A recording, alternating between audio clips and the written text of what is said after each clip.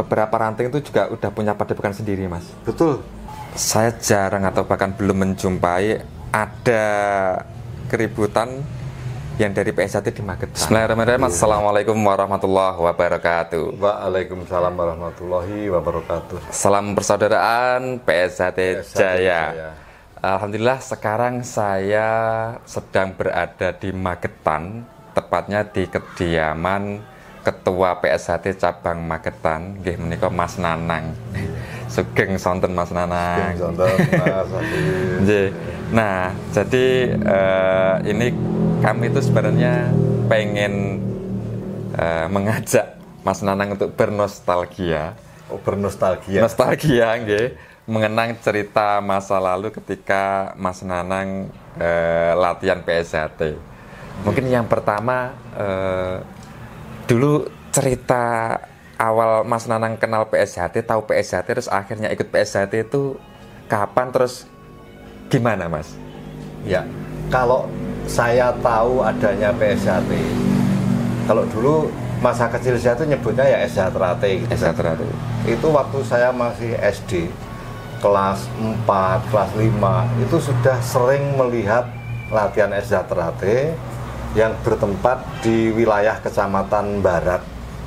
Dulu ada latihan tuh di rumahnya Mas Jimun. Sekarang Mas Jimun masih sugeng juga. Kemudian juga di tempatnya Mas Radmin. Jadi latihannya di rumah. Itu waktu itu saya masih kecil sekali dan saya sering melihat latihan. Saya itu tahunya di situ pertama kali. Di rumah Mas Jimun? Iya, di rumah Mas Jimun. Itu tahun berapa sekitar, Mas? Atau jenengan usia berapa itu? Saya sekitar usia 10 tahun. 10 tahun? Ya. Tahun 1973 kalau nggak salah ya. Oh iya, iya. 1973. Tapi saya masih masih ngeri lihat latihan zaman dulu tuh ngeri. Ngeri ini, Pak? Iya, ngerinya keras, kemudian pelatih itu sepertinya kejam, ya.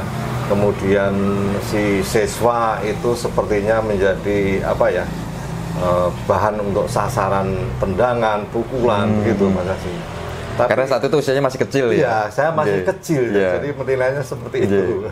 Gitu. Kemudian kalau saya ikut latihan itu, dulu waktu saya sudah lulus SMP ya, lulus SMP di kelas 1 SPG. Latihan saya di Kodim Magetan.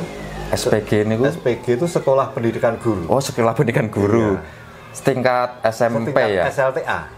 SMA berarti? Betul. Oh, nggih. Latihan saya di Kodim Magetan. Jadi sejak kelas 1 ikut latihan, akhirnya disahkan itu saya kelas 3 SPG. Yeah. Yeah. Usia saya waktu disahkan itu 18 tahun. 18 tahun. Yeah. Tahun berapa itu, Mas? Tahun disahkan? 1981. 81. Yeah. Latihannya di Kodim, di dalam Kodim itu? Iya, di dalam Kodim Magetan itu di belakang itu kan ada lapangan voli, ya, ada lapangan voli, latihannya di situ ya campur dengan tentara-tentara. Bukan, batu-batu koral dengan. Tapi masuknya lewat gerbangnya tentara itu? Iya, masuknya ke markas Kodim itu, kemudian di belakang itu ada lapangan voli. Nah, di situ latihannya. Itu bukan khusus tentara, jadi masyarakat umum, pemuda-pemuda itu latihannya di sini. Oh iya. Kebetulan dikasih tempat di Kodim gitu. Dikasih tempat dan ada hubungan emosional antara organisasi SHT dengan Bapak pimpinan Kodim waktu dulu.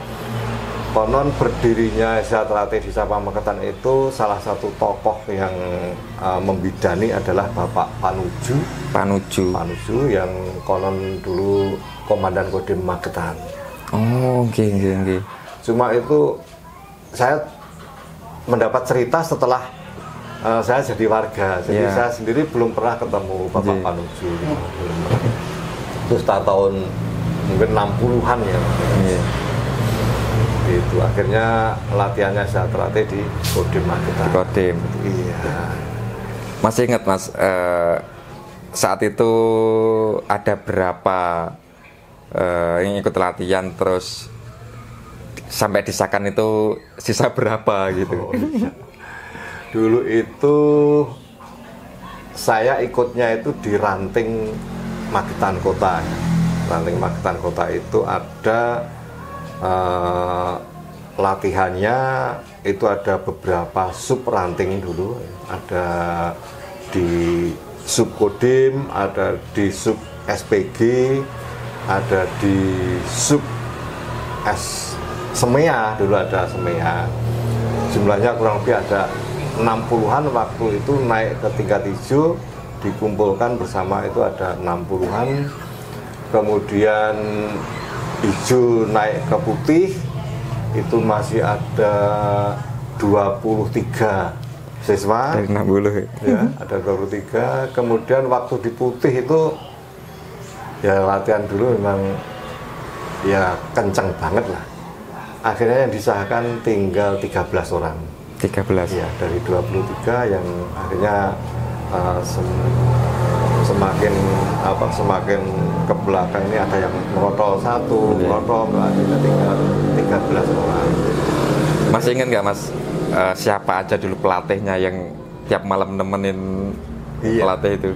Saya masih ingat pelatih saya itu seperti Mas Samsi, kemudian Mas Aziz, kemudian Mas Sidik, dan ada juga seringkali banyak warga-warga yang bukan pelatih tapi sering datang untuk melihat, untuk memberi semangat. Tapi yang banyak itu yang datang nanti minta jatahan. Minta jatahan, iya. Minta jatahan gitu. Jadi sesuatu harus sewaktu-waktu siap untuk diuji kemampuannya. Diuji kemampuannya oleh mas-mas warga yang datang itu. Itu yang katakanlah mereka atau mas-mas itu yang aktif di bidang fisik. Kalau di bidang kerohanian sering datang atau sering rawuh itu Mas Suryadi, almarhum Mas Suryadi. Oh, okay. Kebetulan beliau rumahnya di belakang Kodim persis. Belakang Kodim, ya. Memberikan keesaan, memberikan nasihat-nasihat. Itu yang saya masih ingat. Dan dulu pakaiannya masih kuning ya. Kuning? Iya, waktu itu masih kuning. Kemudian disahkannya itu tahun 1981 tanggal 14 malam 15 November. Masih ingat tahun 1981. Iya, ingat saya. Karena itu pas kebetulan ulang tahun saya. Jadi saya masih ingat sampai sekarang pengesahan tingkat saya itu pas ulang tahun saya. 15 November 63 lahir, disahkan 15 November 81 usia 18 tahun. Di mana waktu itu pas pengesahannya? Pengesahannya di Madiun, bertempat di Gedung Serbaguna, di depannya pavilion atau kediaman pun almarhum Mas Imam Busupanan. Berarti satu Indonesia apa? Waktu itu satu Indonesia. Kalau nggak salah dengar, waktu diumumkan itu jumlahnya 613 orang. Satu Indonesia saat itu masih Indonesia. 600 ya? Iya, tapi sudah ada yang dari Tembagapura, ada yang dari Lahat, Sumatera. Saya sempat ketemu. Ada yang dari luar negeri nggak Mas? Ya? Luar negeri? Saya melihat itu ada, kayak dari luar negeri, entah Belanda atau Belgia, itu pokoknya ada. Cuma waktu itu saya masih belum berani mendekati. Dan saya bawa buku notes kecil itu. Kalau ketemu dari daerah lain seneng, tanya nama, catat, alamat, catat. Nanti setelah itu kirim-kiriman surat. Itu inisiatif sendiri apa ada yang warganya niru para senior yang dulu? Oh gitu. Nah, karena apa? Dulu itu kan ya belum seperti sekarang, ada handphone, ada telepon itu. Apalagi Android yang sekarang masih nggak kebayang. Jadi cukup berkirim surat lewat pos itu, makanya alamat-alamat dari saudara yang disahkan dari daerah-daerah lain itu sangat penting sekali. Gitu.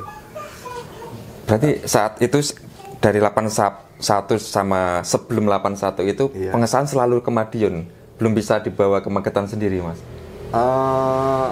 Tahun 81 Saya di Madiun, sebelumnya sepertinya juga di Madiun. Kemudian ada kesepakatan tahun 85 itu pengesahan di Madiun lagi. Berarti dari tahun 81 ke 85 itu hanya 4 tahun. Dulu katanya 4 tahun sekali itu disahkan di Madiun. Tapi setelah 85 disahkan di Madiun secara keseluruhan se-Indonesia, nampaknya kenaikan jumlah yang disahkan antara 81 dengan 85 ini sangat jauh dari perkiraan. Jumlahnya sangat banyak. Waktu itu disahkan di Stadion Wilis tahun 85 itu. Wilis? Iya, Stadion Wilis di Madiun. Itu pengesahannya sampai pagi, sampai gak rampung-rampung. Setelah adzan subuh itu belum selesai. Saking banyaknya. Saking banyaknya. Jumlahnya saya nggak tahu persis, tapi peningkatannya di atas 85 berarti ya? Iya. Bukan 8, di atas 8, di atas ribuan, udah jauh ribuan. Di atas tahun 85. Nah, kemudian setelah tahun 85 itu belum pernah ada lagi pengesahan terpusat di Madiun. Oh, karena mungkin sudah banyak. Iya. Terus melihat sejarah sebelumnya tidak sampai pagi. Ya, akhirnya tidak memungkinkan ya, akhirnya bisa dikembalikan ke cabang masing-masing. Iya. Sampai sekarang. Iya. Nah, terus kemudian jenengan tadi kan aslinya barat. Iya. Terus latihannya di Kodim berarti agak ke barat, ke selatan lagi ya. Iya. Terus sekarang di Parang nih. Oh iya. Jadi karena saya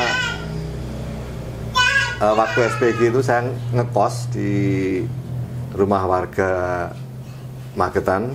Akhirnya saya latihannya itu kan tidak mungkin latihan di barat karena saya indekos. Akhirnya saya latihan di Kodim. Kemudian disahkan tahun 81. Kemudian tahun 82 itu saya lulus SPG. Saya pulang ke rumah orang tua ke barat. Kebetulan pelatihnya waktu itu salah satu diantaranya adalah kakak saya. Kemudian saya sering datang ke tempat latihan, sering membantu begitu. Kemudian tahun 1983 kebetulan saya diangkat jadi guru di Parang sini. Nah, ini ya suatu karena takdir Allah mempertemukan saya dengan Mas Suyut. Ini guru seangkatan dengan saya. Yeah. Terus Mas Budi Santoso, pegawai BKKBN yang asalnya dari Goranggareng, ditempatkan di Parang. Akhirnya kami bertemu berempat, satu dengan Mas Suyitno.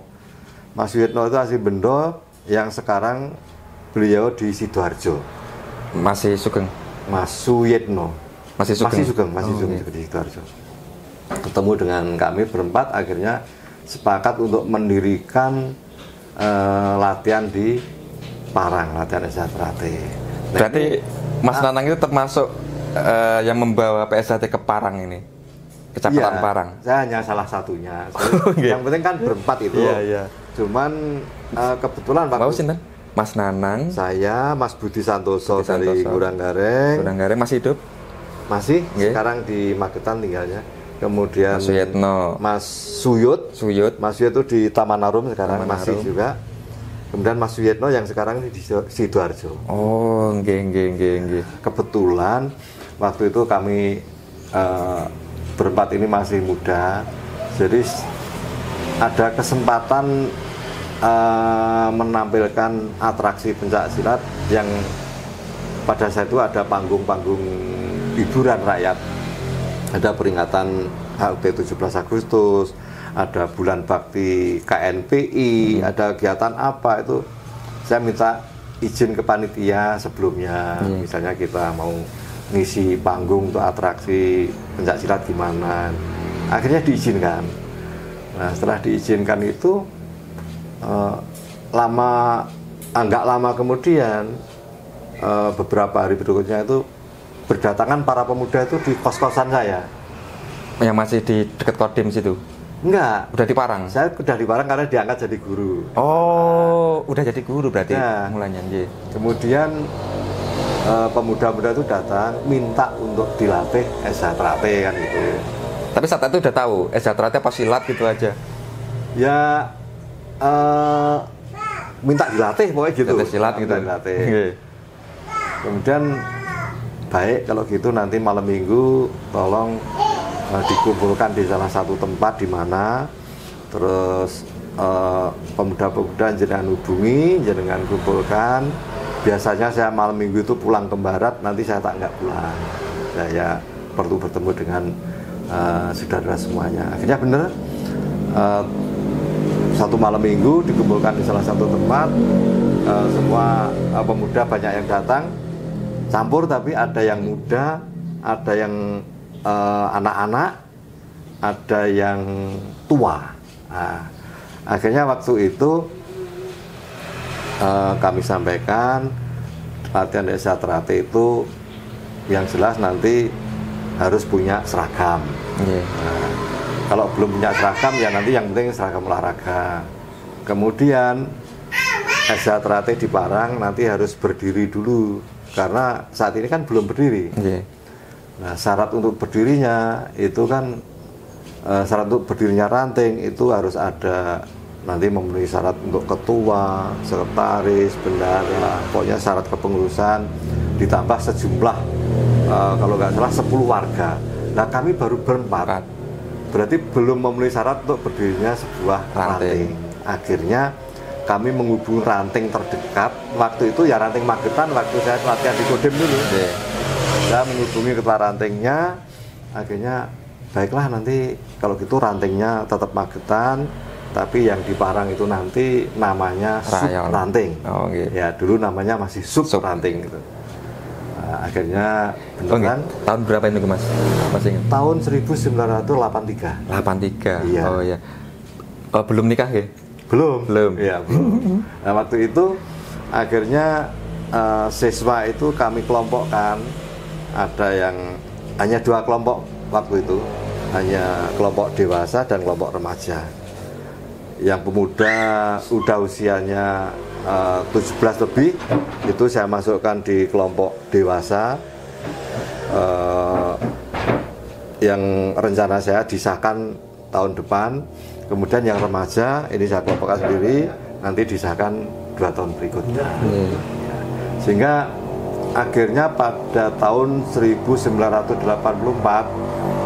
mengesahkan pertama kali sejumlah 27 warga baru. Diikutkan cabang apa ranting dulu? Sub ranting Parang, ikutnya ranting Magetan. Jadi dulu kami setorkan ke ranting. Magetan. Oh, jadi.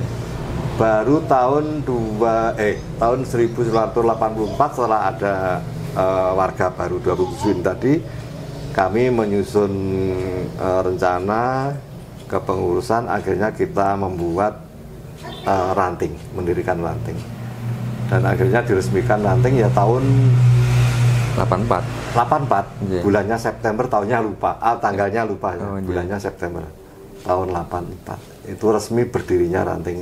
Saat itu ketua cabang Magetan? Waktu itu ketua cabang Magetan Mas Suryadi. Oh, iya. Nah, saya waktu itu juga bukan ketua ranting.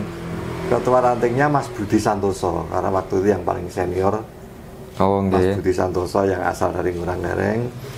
Saya selaku wakil, Mas Yud juga selaku wakil. Oh, oke. Dulu masih ingat nggak Mas, yang ngecer saat di Madin itu siapa? Saya masih ingat Mas. Jadi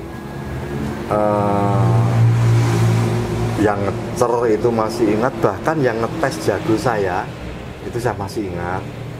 Yang ngetes jago saya itu Mas Suryadi almarhum Magetan, belakang Kodim itu. Kebetulan yang ngecer saya itu juga Mas Suryadi lah.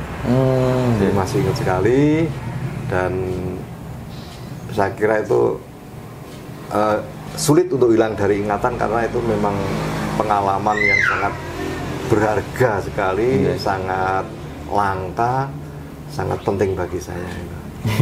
Sampai pesan-pesannya ada, masih ingat waktu tes jago itu dipesan gini masih ingat saya. Dan nanti lain waktu aja. Nah, 2021 saya tuh pertama kali kalau nggak salah masuk ke Padepokan Magetan. Saat itu sedang ikut ngurusin parluhnya. Oh iya. Saya tim yang dari Jogja, ada beberapa orang itu terus kemudian dikirim dari Jogja secara teknis. Iya.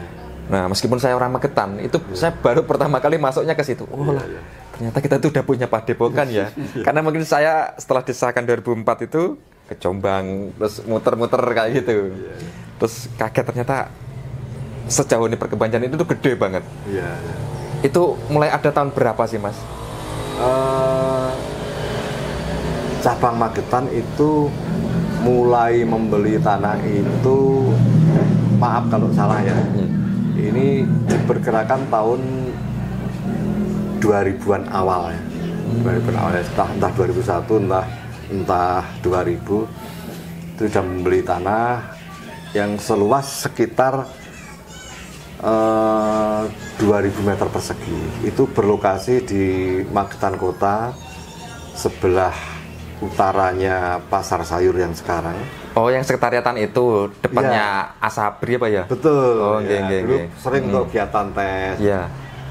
Kemudian karena diperhitungkan pada waktu itu kalau untuk kegiatan Kecil. seluas itu masih kurang, akhirnya kebetulan waktu itu Mas Suryadi ada ada channel dengan orang, ada tanah yang dijual, akhirnya dipertimbangkan luasnya hampir 1 hektar itu, 8.090 meter persegi. Kemudian berencana menjual tanah yang di kota itu, akhirnya dijual, kemudian untuk membeli tanah yang di luar kota dengan harga yang katakanlah selisihnya nggak jauh berbeda, tapi luasnya jauh berbeda. Kemudian dibangunnya itu sekitar tahun 2010 mulai dibangun padepokan itu. Ya dengan seadanya, memang pure murni dari uang organisasi.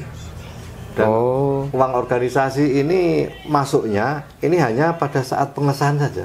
Oh, berarti nggak ada yang mokoi dulu kayak gitu? Nggak ada. Bertahap dari tahun ke tahun. Iya. Hanya uang kas terkumpul sekian, baru bisa jadi padepokan. Iya. Nah, untuk bisa jadi padepokan yang segede itu didukung oleh berapa ranting, Mas, di Magetan itu? Itu dulu didukung oleh 16 kalau nggak 15 ranting. Sampai sekarang Magetan ada 16 ranting. Kalau sekarang mulai tahun berapa itu ada otonomi daerah itu ada pemekaran kan, pemekaran. Nah, sekarang di Magetan itu ada 18 ranting SHTRAT di masing-masing kecamatan. Itu ada ranting. Tapi ada 2 kecamatan yang kebetulan di wilayahnya itu ada pondok pesantren, yang akhirnya kita berdirikan komisariat SHTRAT di pondok pesantren, yaitu di Kecamatan Karangrejo ada pondok pesantren Al Ikhlas. Di situ ada komisariat PSHT di Ponpes Al Ikhlas, dan di wilayah Panean itu ada pondok pesantren Pedang Songo. Kemudian kita dirikan komisariat PSHT di Ponpes Pedang Songo. Jadi karena kedudukannya itu sejajar antara komisariat dan ranting, sehingga cabang Magetan itu membawai 20 lembaga, 20 lembaga, 18 ranting dan 2 komisariat. Nah, selain mereka menyuplai untuk ikut membangun padepokan, dengar-dengar beberapa ranting itu juga udah punya padepokan sendiri, Mas. Betul, Mas. Oh iya toh? Iya. Jadi gini, insya Allah cara pandang kepada padepokan ini secabang Magetan, baik yang cabang maupun yang ranting ini sudah sama cara pandangnya. Jadi kalau organisasi ini sudah mampu dalam arti bisa membeli tanah, kemudian bisa mendirikan sebuah padepokan, ini kenapa tidak?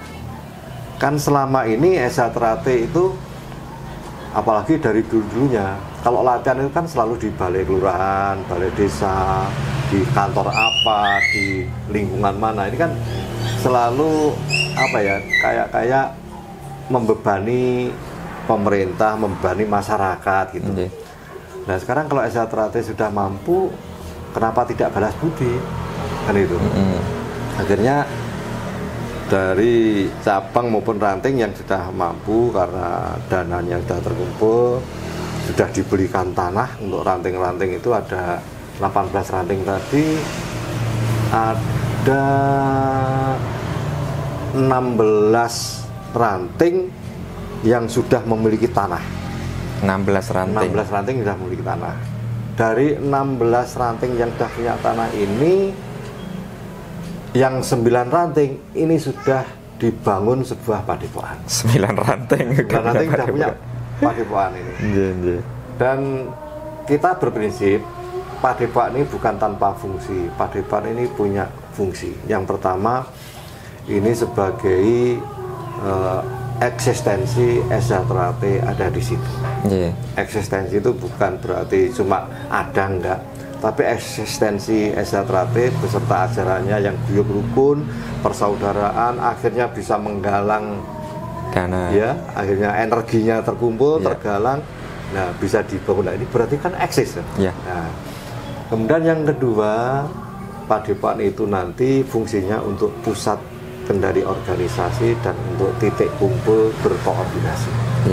Jadi kalau di cabang ya pusat kendalinya ya dari padepokan cabang. Kalau di ranting pusat kendalinya di padepokan ranting dan titik kumpul koordinasinya ada di padepokan ranting. Dan fungsi yang ketiga itu sebagai persembahan dari SHTRAT untuk kepentingan masyarakat. Jadi misalnya masyarakat di wilayah ranting itu ada yang punya kepentingan rapat RT atau rapat lingkungan, rapat kelurahan, kebetulan tempat-tempatnya kok di sana sudah dipakai ini boleh. Gitu. Kemudian ada warga masyarakat yang punya hajatan, misalnya kebetulan kok kediamannya itu ngepres nggak pinjam itu boleh, silakan. Ini salah satu persembahan dari SHTRAT untuk masyarakat. Jadi itu fungsinya. Makanya cara berpikir kita sudah sama, baik cabang maupun ranting, dan misalnya akhirnya ranting itu bersemangat. Dan dalam semangatnya ini, secara nggak nyadar mereka otomatis menguatkan tali silaturahmi, otomatis ikatan tali persaudaraan ini semakin kuat.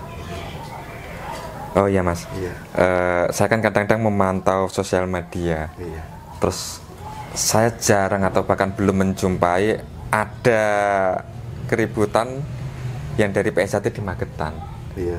Nah, apa yang ditanamkan pada anggota PSHT di Magetan hingga begitu saya rasa bisa tertib, bisa benar-benar menjalankan ajaran PSHT itu dengan baik? Yang pertama gini, Magetan itu warganya banyak, sekitar 100.000 ya, warga SHTRAT yang disahkan, yang telah disahkan. Kemudian kalau menurut saya hanya sebagai penerus saja ya, sebagai penerus dari ajaran-ajaran leluhur kita. Jadi saya sampaikan kepada saudara-saudara kita yang ada di Magetan ini, yang penting dalam mengemban kelanjutan organisasi ini, kita jangan lupakan, kita harus tetap hormat pada senior, ada sesepuh leluhur, kita harus tetap junjung tinggi, kita hormati. Dan yang utama, kita harus tetap berpegang teguh pada ajaran. Yang kedua, kita harus tetap berpegang pada tatanan.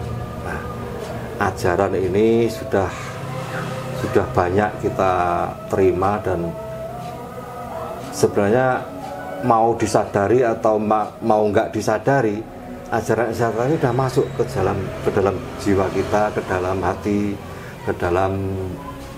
nurani, ke dalam jiwa raga kita. Kita sudah terwarna dari itu. Kemudian yang kedua, tatanan ini ya aturan aturan tuh yang dinut di SH Teratai itu ya aturannya negara, aturannya masyarakat, dan aturannya SH Teratai sendiri.